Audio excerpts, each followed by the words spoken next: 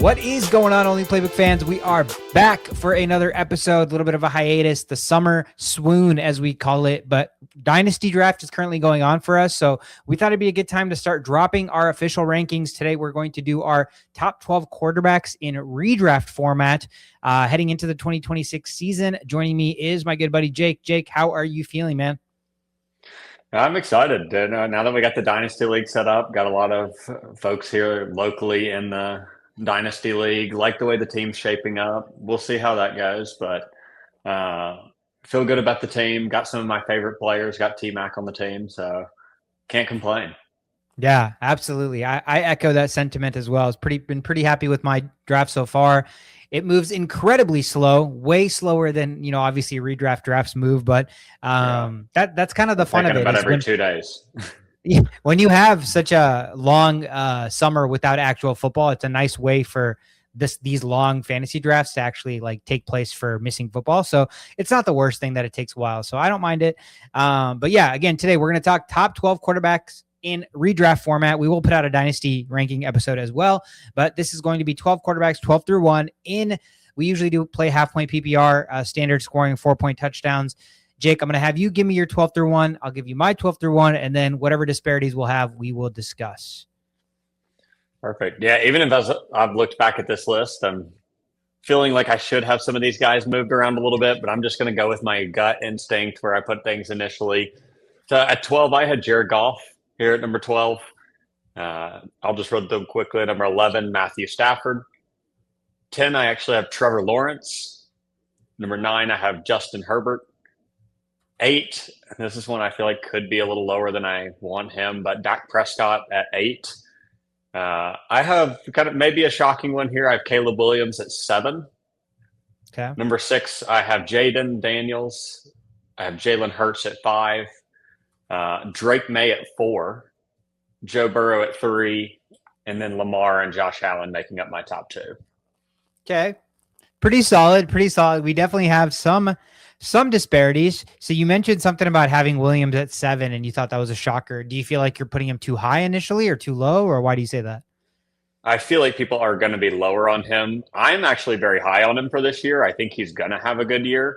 I don't think most people will agree that Caleb Williams should be as high as 7, especially for this year. Like a dynasty player, for sure, I think he's a high ranked guy, but for redraft, I feel like other people may not believe in Caleb as much as I do yet. Yeah. No, absolutely. Well, I'm interested to see what you'll think about my rankings. Let me drop my 12 through 1 real quick. Just quick tease. I have a guy ranked as my 5th quarterback heading into this season that you have not ranked in your top 12. So, all right. So this will be interesting, but here we go. Number 12, Tyler Shough, Saints quarterback. Number 11, Kyler Murray, quarterback for the Vikings. Number 10, Dak Prescott. So I think you had Prescott at 8. I have him at 10. Yeah. Pretty similar. Number 9, I have Caleb Williams. So you have him 7. I have him 9. So not the worst. You had Trevor Lawrence at 10. I have Trevor Lawrence at number 8. I have Joe Burrow at number 7. I have Drake Maye at number 6. Number 5, Jake, I have Jaxson Dart, quarterback for the New York Giants. Number 4, I have Jalen Hurts. Number 3, Jayden Daniels. Number 2, Lamar. And number 1, Josh Allen. So definitely some discrepancies here. I think the bottom half of the bottom 12, like the 11 and 12, we have different. You have Goff, Stafford in your 12. I have Kyler Murray, Tyler Shough in my 12. Tyler Shough in my 12. I mean, you mentioned kind of right off the bat that you were like, I might have Stafford a little too low. Talk to me a little bit about what went into Stafford and Goff making your, ultimate top 12. Yeah, I just think for both of them, extremely good offensive systems.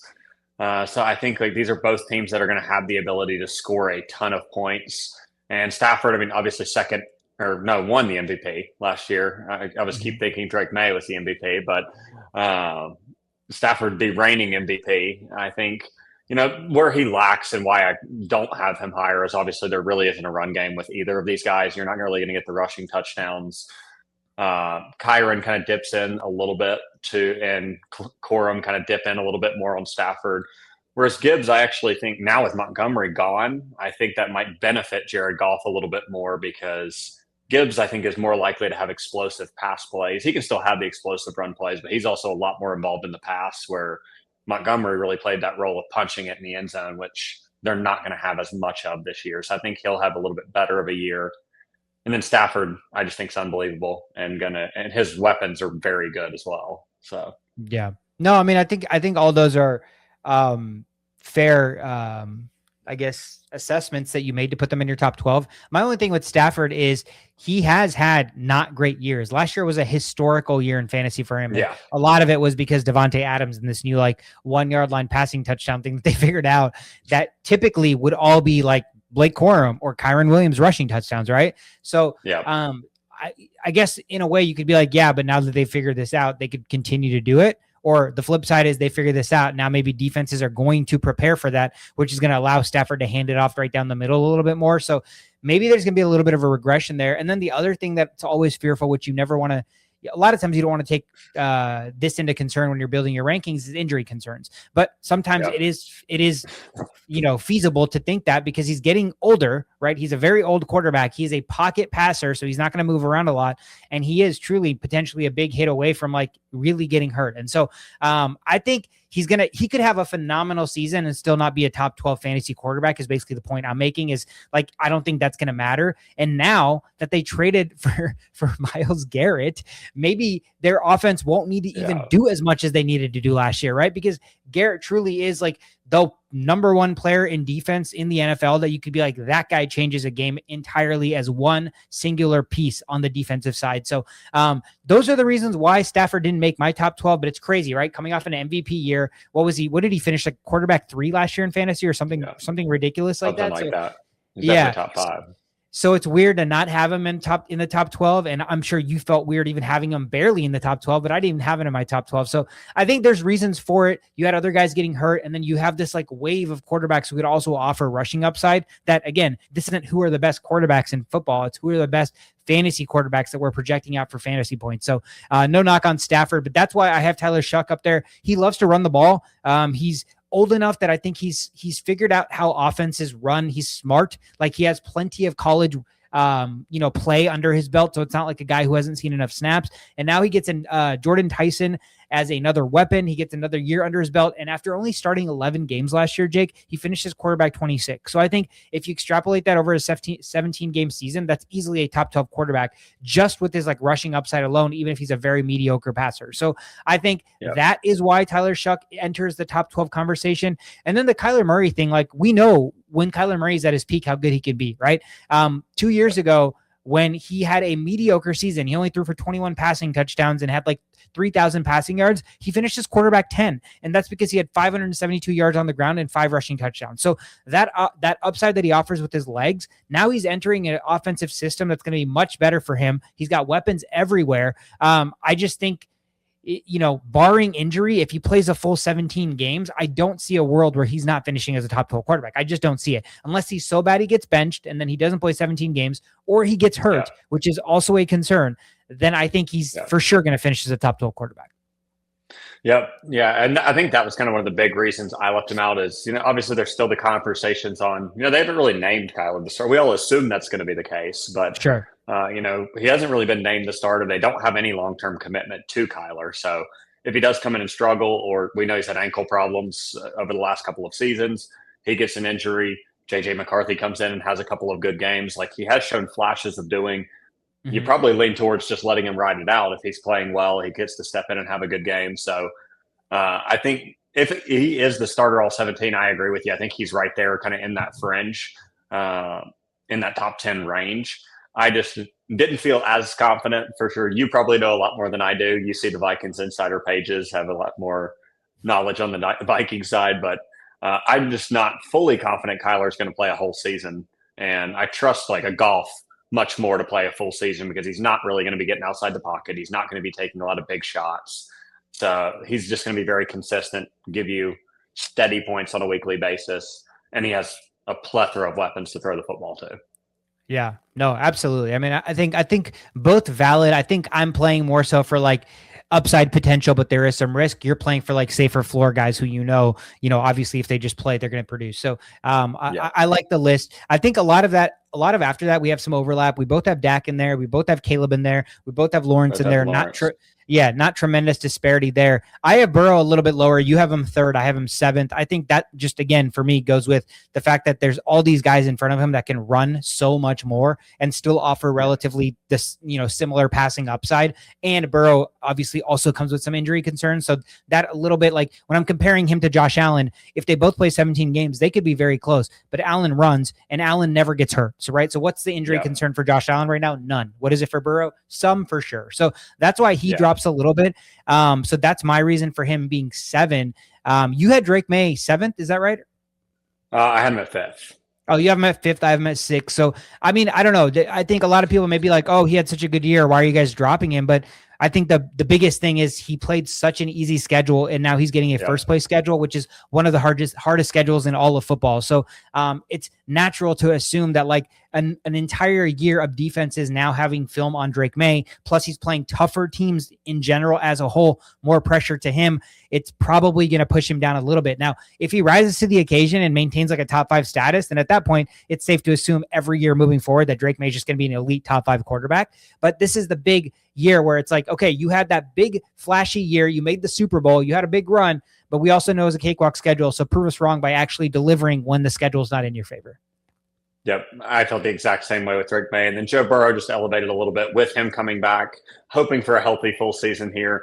And I really still don't trust the Bengals defense to stop a ton of teams. So I think there's a lot of opportunity for them to be in shootouts. I don't really think there are many teams in the NFL that can stop them at full health when they have Higgins, Chase, that full office, Chase Brown playing at full health. So for me, I think it was really just projecting a lot of points for the Bengals. And if they're scoring 35, 40 points in a game, Joe Burrow's probably got a big part in that taking place. So a lot of it kind of hinging on their defense. Unless they really surprise me, I just don't expect them to be very good. It might be a slightly better than what it was last year, but so not a defense, not a defense that's going to be like, oh, Burrow doesn't need to try as hard now. I don't think that exists for Cincinnati. And I think our 1 and 2 is the exact same, right? You had Lamar at 2, Josh Allen at 1. Yep. Yeah. Lamar 2, Allen 1. You had Daniels at 5, right? Yes. Or you have Daniels at 4? He's at 6. Oh, 6. Okay. So you have Daniels at 6. I have him at 3. I'm assuming for you, maybe just a little bit more of like, we've had one good year, one bad year. The bad year consisted of him getting hurt and he runs the ball. So there is some risk there. Yep. Yeah. He's hurt a lot. And then the weapons just are not quite as strong either as some of these other teams. I think he's good enough to just make up for it because he's phenomenal. But he takes a lot of hits. He's not somebody that's shown he really likes to slide. He's somebody that takes a ton of hits. He's gotten hurt a couple of times. So he's one of those that I couldn't keep him too far down the list because if he does play a full 17 games, he's going to be phenomenal. It's just a matter of I'm not convinced yet that he's going to be seeing a full 17-game schedule. And then the weapons, too, just not being as good as I would like on some of these other teams. Yeah, no, that makes sense. You had Justin Herbert in your top 12. I did not have Herbert in my top 12. Where did you have him? 9th? Yeah, I had him at 9th. I like the new offense, McDaniel taking over. I think they will probably run the ball a lot, but they just have a lot of great weapons over there. Like, I think they have a really good team, kind of similar to the Stafford Goff situation, where I think he's just a player that can really come in, and I think this could be a real strong year for Herbert. I know everybody's been saying that for it's like every year we've been entire league. Every year he's been in the league, but the defenses around him also are not quite as strong. You think about the Chiefs; their secondary substantially worse after losing both of their. I mean, we assume going to be worse. They did draft some corners, so maybe it meets the same level. But you would assume a little bit worse secondary in the division. Raiders, I still don't feel that confident they're going to be stopping them that well either. So I think there's a lot more opportunity for him to just put up points where it used to be. Now you're playing against the Chiefs, those two DBs. Probably a game you're hoping the run game does well and carries it for you. So I think Herbert could take a step up this year and have a little bit better of a season.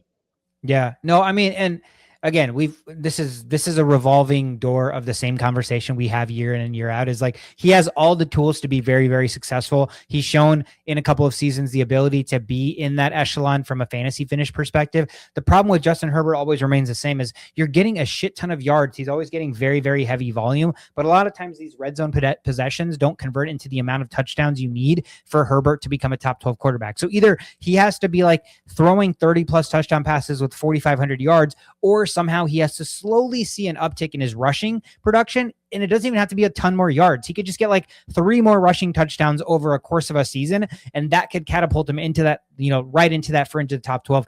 But the fear is always, why do I always feel like, Jake, when I think about the Chargers historically, I'm always targeting their kickers.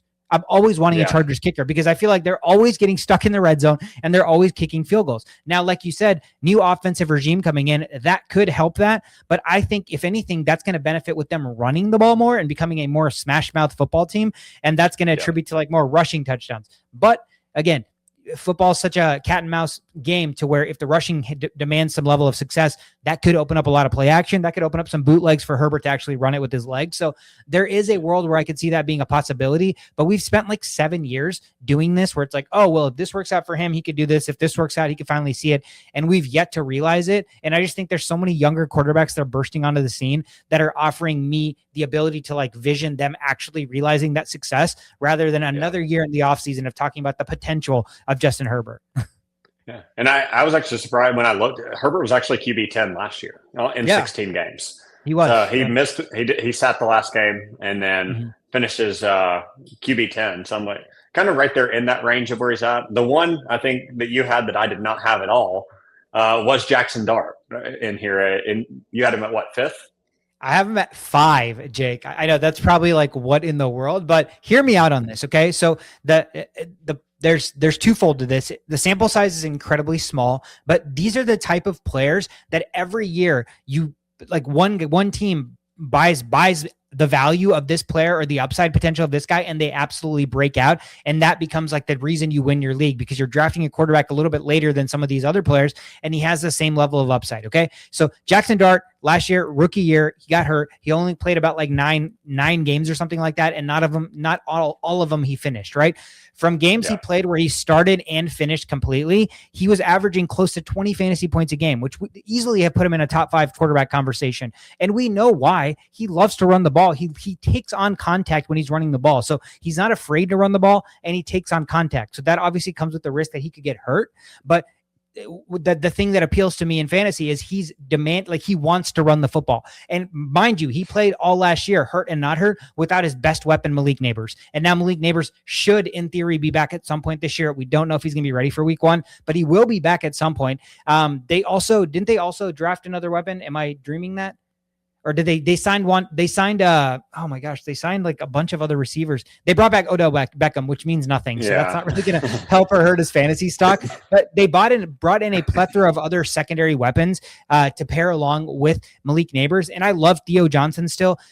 Isaiah Likely. They signed Isaiah Likely. And Isaiah Likely is a receiving tight end. He could play with Theo Johnson, but he can just line up in like a slot as a big slot. And Theo Johnson will play in line. And they're both great pieces for him. So, and obviously you still have Tyrone Tracy who can catch passes out of the backfield, pair him with Cam Scatterbu. I think there is a world where we are not building enough hype around Jaxson Dart. Maybe I'm too hyped on him with the top 5, but dude, if he plays 17 games, I will stamp this right now. He is easily a top 12 quarterback. It's no brainer. He should be a top 5 quarterback if he plays all 17 games.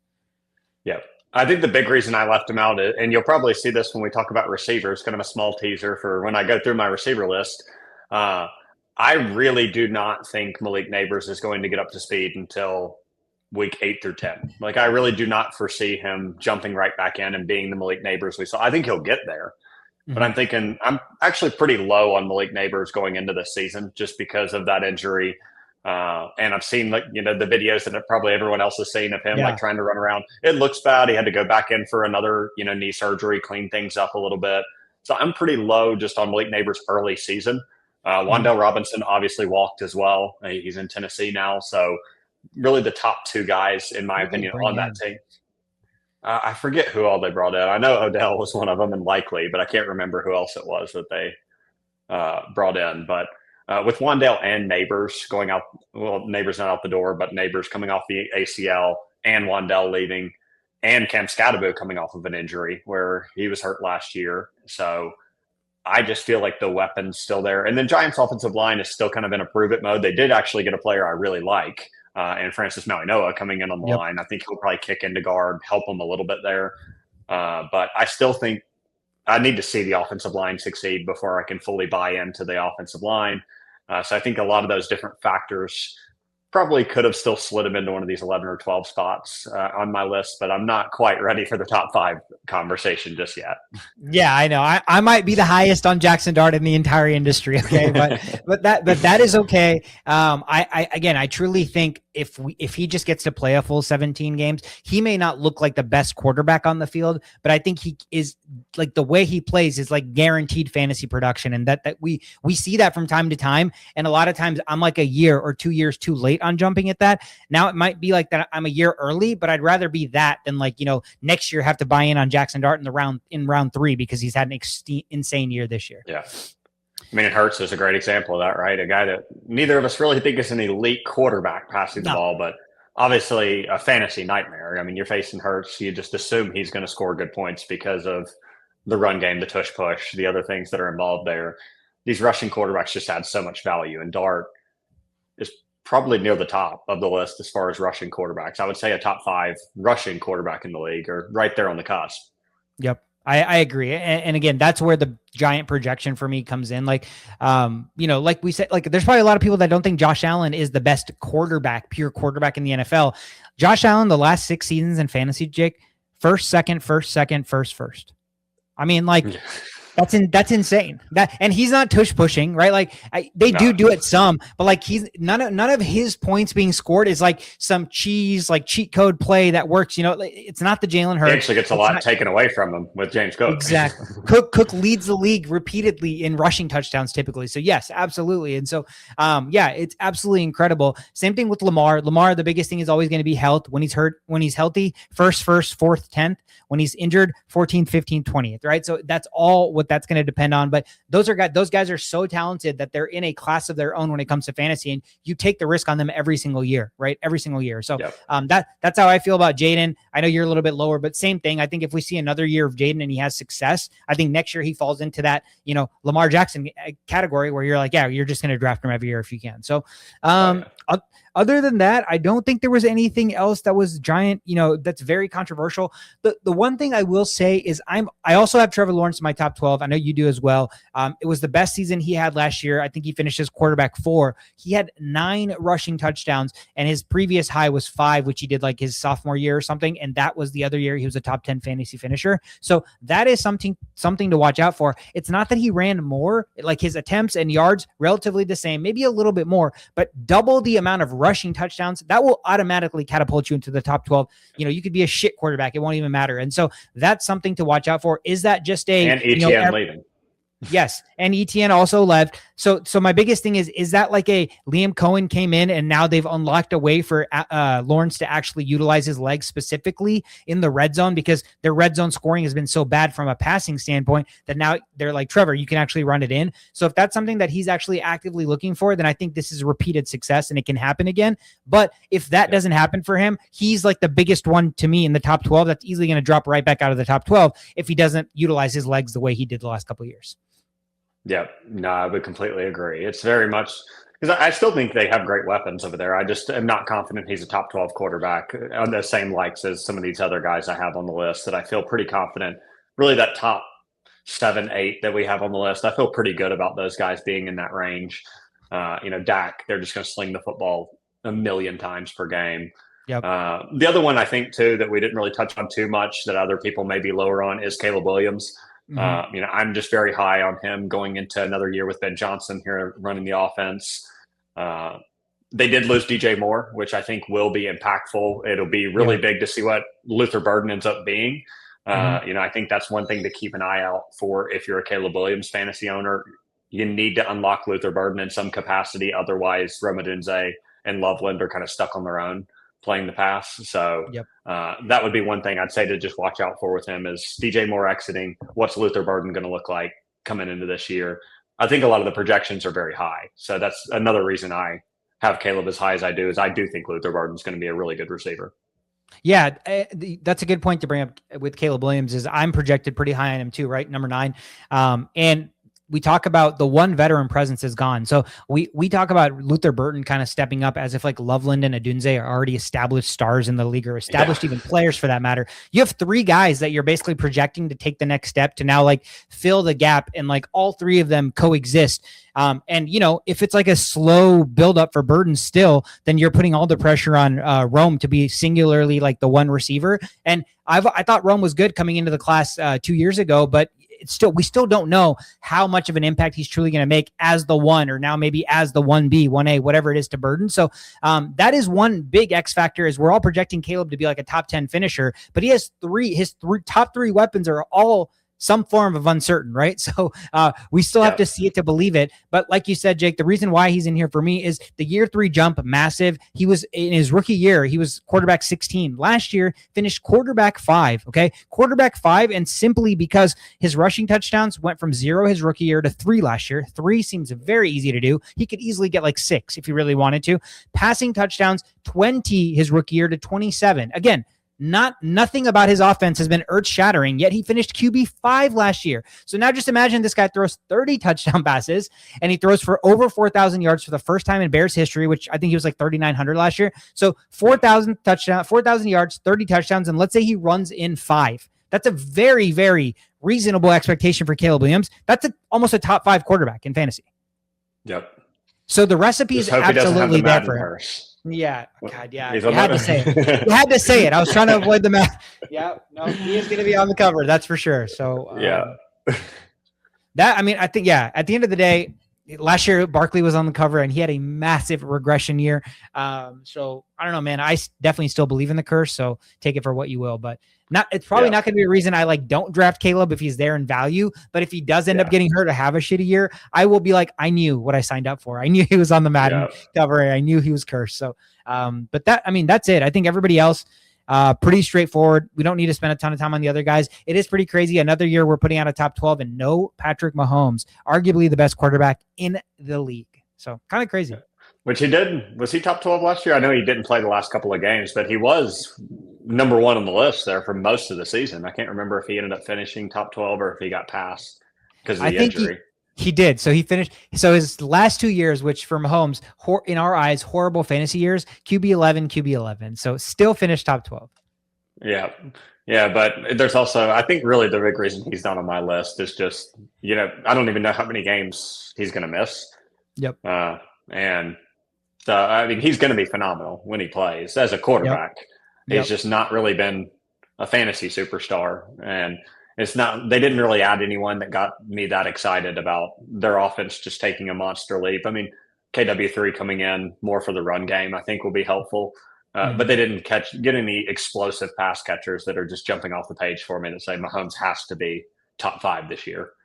Yeah. I agree. And I think I can sneak peek into our dynasty rankings. I have Mahomes ranked way higher in dynasty than I do in this year's redraft. And so we can talk about that in our next episode. If you're watching, thank you guys so much for watching. Hit the like, hit the subscribe. It helps spread the word.